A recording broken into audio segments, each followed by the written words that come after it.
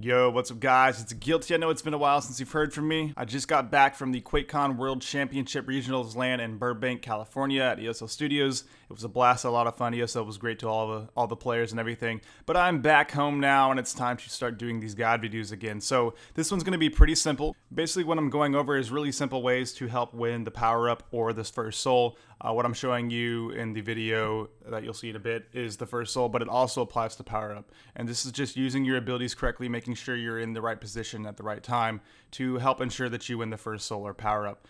But anyway guys, I hope you enjoyed the video and I will catch you in the next one. Alright, so before we get into this, there's one thing we have to keep in mind, and that's that the soul spawns at 20 seconds and the power up spawns at 2 minutes. Now that being said, we also have to keep in mind that anything that has like a travel time, like for example Scalebearer's pin, we don't want to pin from, LG at 20 seconds. We want to pin at 18, 19 seconds. It just depends where you're standing. Well, basically what this allows you to do is it lets you pin the soul and take it to whatever obelisk you want. It lets you kill anybody in your way, provided they aren't a tank, and it lets you mitigate the damage you take while you're pinning. So for example, if I want to go to the other obelisk, I'm going to pin the soul this way where the soul spawns at 18, 19 seconds, and then I'll take it to the obelisk that is supposed to be there, but I'm playing deathmatch, so you don't see it. But it's great because not only does it deny area, like anyone that stands in your way, they kind of have to get out of the way or they die, but it also lets you, take, less damage. And that's one of the big issues about First Soul is that when you're trying to get a soul, you take a lot of damage because everyone's spamming rockets on it. But yeah, you can also actually pin from up there, but I prefer to, pin from LG or shotgun just because it kind of denies the area and lets you get an easy pin to the soul and it's not too far away. Now, another thing you can do to help win First Soul or PU is Nyx's Inves. Now, I will say this is a little bit tricky online, and you have to get the timing perfect. But basically what you do is 3 seconds before the soul comes up or the PU comes up, you go Invis, you stand on the soul, and it telefrags anyone that currently has it. Now, I will say specifically for the soul, you immediately want to pass the soul to a teammate or something like that because you're going to take a lot of damage and you're not going to have your ghost walk to get out of it. PU is a little bit different because you can kind of kill everyone before they can kill you, or you get protection and you're fine. But most of the time when you're getting the soul, you're not going to be able to run the soul just because you're going to take a rocket as soon as you come out of Invis, or by the time you get to the base, you're going to be so weak that someone's going to cut you off and kill you. You do the same thing for the PU as well, but like I said, PU is a little bit different because if it's quad, you can sometimes kill everyone before they can kill you, or if you luck out, you get protection and then you're never going to die. Now, one thing to keep in mind is that if you're the only one at PU, there is a good chance that you'll die and you won't have your ability to get out of it. The best way to actually win PU with Nyx is not use her ability at all because it guarantees you that if you do get close to dying, you're able to get out of it and you're able to live through it.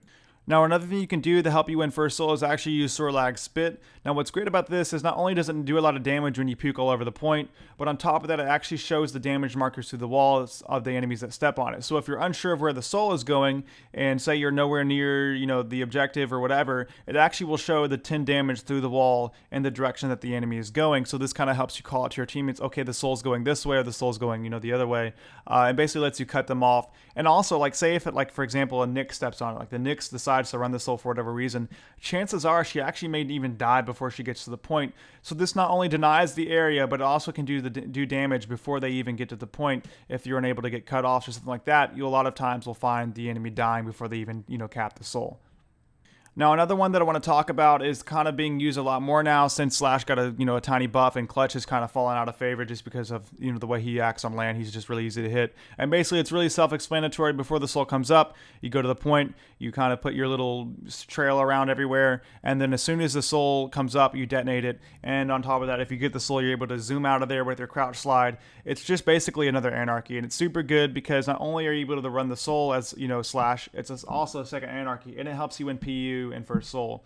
In a way, it's actually a better Anarchy on certain maps because not only are you able to traverse the map really quickly, Anarchy, all he has is his speed and his injecting ability, but there's really nothing that Anarchy really helps as far as winning the soul in PU. He's just fast and he can steal it out from under people, but Slash is actually able to deny that area, and it's just really good from running the soul for his ability. Anyway, guys, I hope you enjoyed the video. I'm going to be streaming more a lot, so if you guys want to stop by my stream, or if you have any questions like that, or if you want to play some games, maybe we can do something like that. But I hope you guys enjoyed the video, and I will catch you in the next one. Peace.